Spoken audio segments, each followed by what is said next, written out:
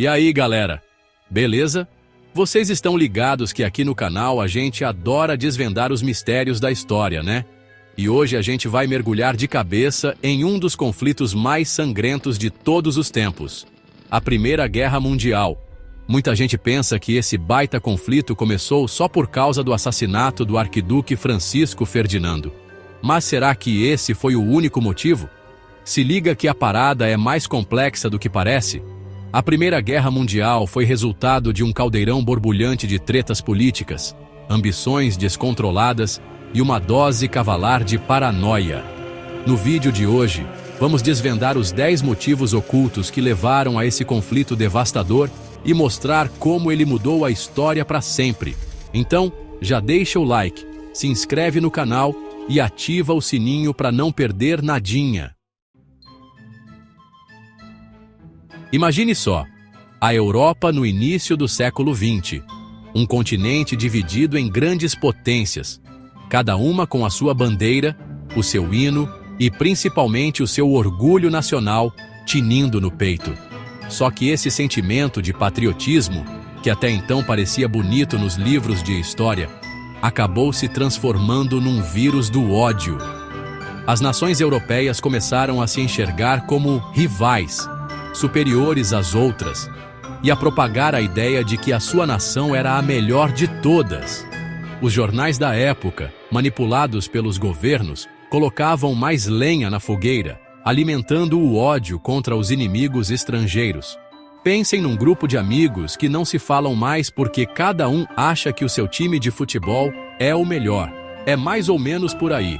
Essa tendência ao nacionalismo exacerbado criou um clima de desconfiança e rivalidade enorme entre os países, transformando a Europa num barril de pólvora prestes a explodir.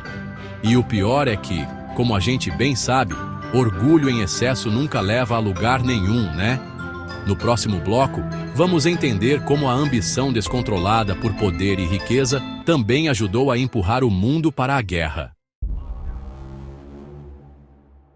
E aí, galera? Vocês já ouviram falar em imperialismo? Não estamos falando do Império Romano. Estamos falando daquela mania que as potências europeias tinham de sair conquistando terras ao redor do mundo. No século XIX, Inglaterra, França, Alemanha, todas queriam abocanhar o maior pedaço do bolo colonial. A África e a Ásia, com suas riquezas naturais e mão de obra barata, se tornaram um verdadeiro banquete para essas potências famintas. O problema é que essa disputa por colônias gerou uma treta generalizada. Era como se um grupo de crianças mimadas estivesse brigando por um único brinquedo, sabe?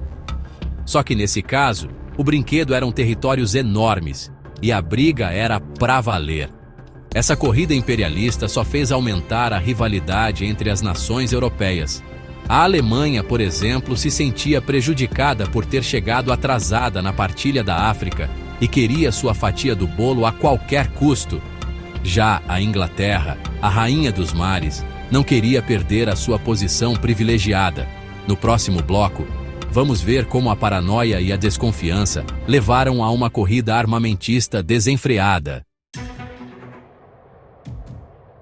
Com o clima tenso e as rivalidades à flor da pele, as grandes potências europeias decidiram que era hora de fortalecer os músculos. A partir do final do século XIX, teve início uma corrida armamentista frenética e desesperada. Era como se os países estivessem numa competição para ver quem tinha o arsenal mais poderoso e assustador. A cada novo navio de guerra lançado pela Inglaterra, a Alemanha respondia com 2. A França, por sua vez, investia pesado em canhões gigantescos, enquanto a Rússia treinava um exército colossal.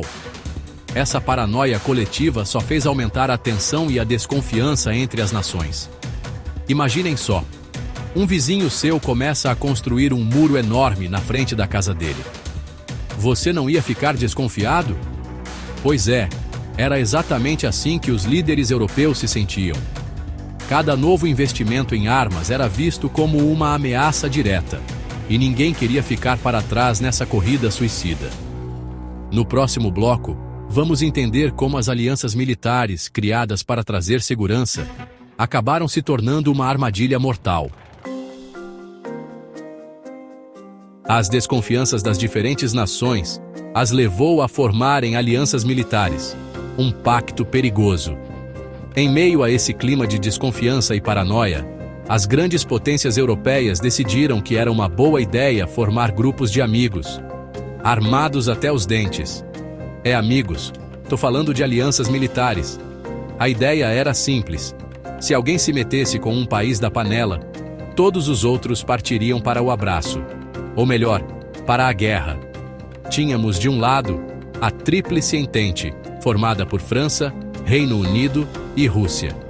Do outro lado, a Tríplice Aliança, composta por Alemanha, Áustria, Hungria e Itália. Parecia até um daqueles filmes de colégio, com panelinhas rivais prontas para tretar a qualquer momento. O problema é que essas alianças, criadas para evitar conflitos, acabaram tendo o efeito oposto. Qualquer faísca, por menor que fosse, poderia incendiar o continente inteiro. Era como se a Europa estivesse coberta de gasolina, só esperando alguém riscar um fósforo para tudo explodir. E acreditem, essa faísca não demorou muito para surgir. No próximo bloco vamos voltar no tempo para entender a treta histórica entre França e Alemanha.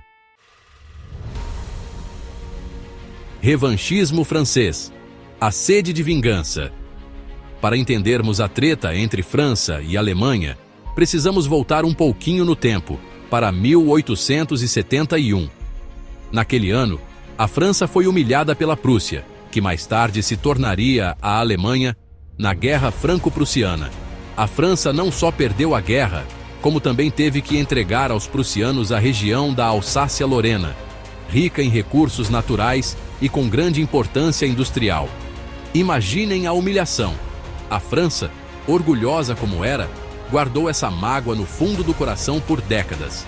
Essa vontade de vingança contra a Alemanha, o famoso revanchismo francês, era um sentimento muito forte na época. Os franceses queriam a Alsácia-Lorena de volta e estavam dispostos a lutar por isso.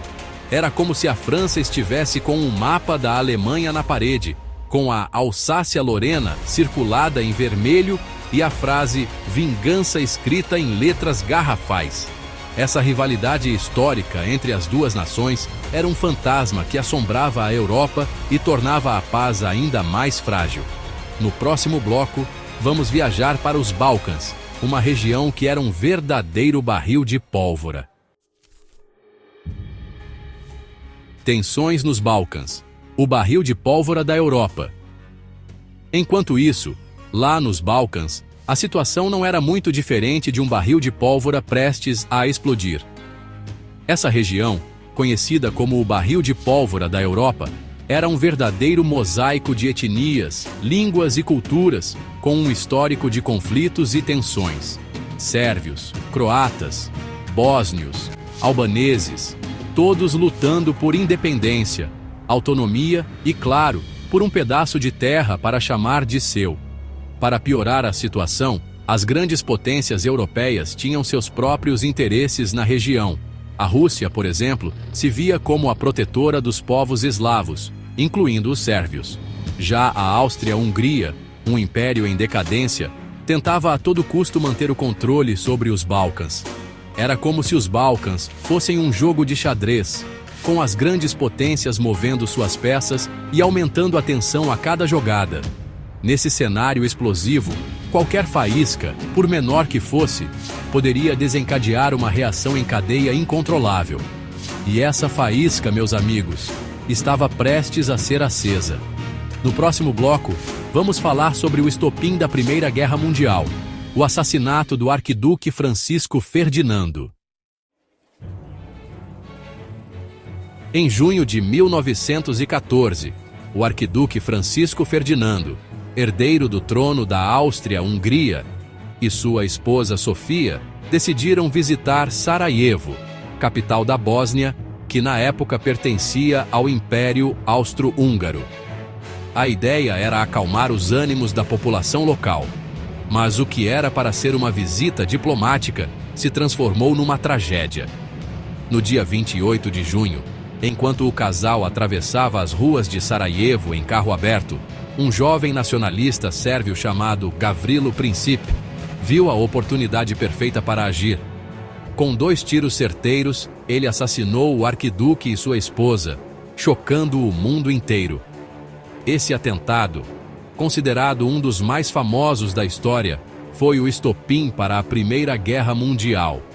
Mas será que a morte de um único homem, mesmo sendo um herdeiro de um império, seria capaz de causar uma guerra em escala global? No próximo bloco, vamos entender como a Áustria-Hungria reagiu a esse atentado.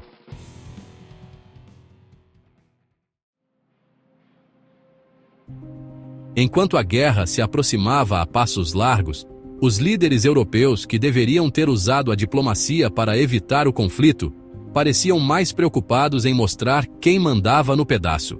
Ao invés de sentarem à mesa para negociar e encontrar uma solução pacífica, eles preferiram fazer ameaças, jogar verde para colher maduro e fortalecer suas alianças militares. Era como se estivessem brincando de cabo de guerra com o futuro da Europa. A comunicação entre os países era péssima, cheia de mensagens codificadas, mal-entendidos e desconfianças. Ninguém queria dar o braço a torcer, e o resultado foi catastrófico.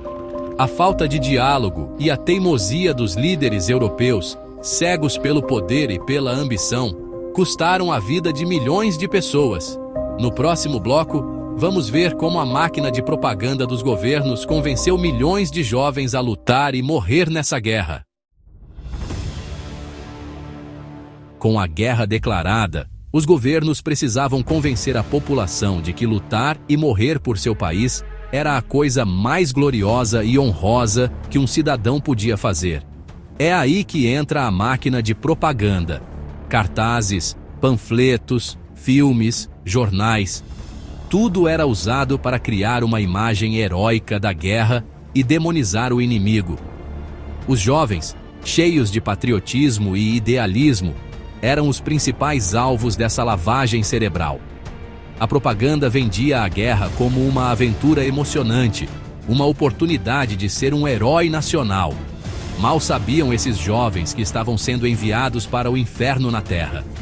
A realidade das trincheiras, com sua violência brutal, doenças, fome e frio, era bem diferente da aventura gloriosa prometida.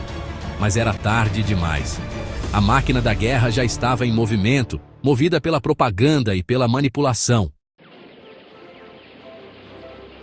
A Primeira Guerra Mundial foi um conflito brutal e sem precedentes, que deixou milhões de mortos, feridos e traumatizados. E o pior de tudo é que, apesar de toda a dor e sofrimento, o mundo parece não ter aprendido a lição. 20 anos depois, a humanidade mergulharia em um novo conflito, ainda mais sangrento e devastador, a Segunda Guerra Mundial. Mas essa história, meus amigos, fica para um próximo vídeo.